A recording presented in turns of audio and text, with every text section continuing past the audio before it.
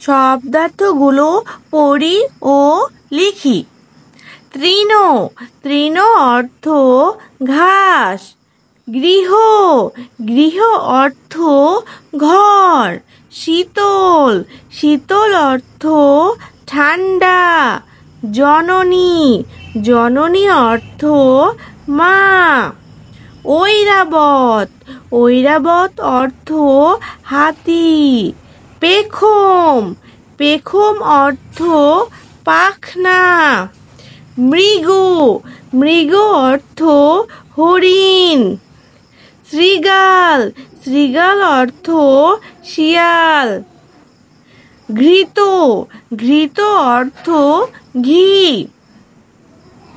মৃত, মৃত অর্থ মরা। মুড়ো, মুড়ো অর্থ মাথা। নীর, নীর অর্থ পাখির বাসা। দোর, দোর অর্থ দরজা। মৌন, মৌন অর্থ চুপ।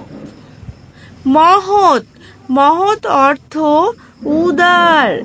কৃশ অর্থ রোগ। বৈকাল, বৈকাল অর্থ বিকাল। সাজ, সাজ অর্থ সন্ধ্যা।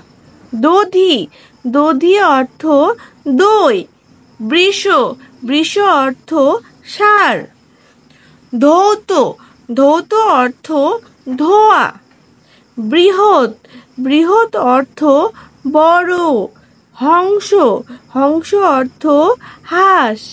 দুঃসময় অর্থ খারাপ সময়।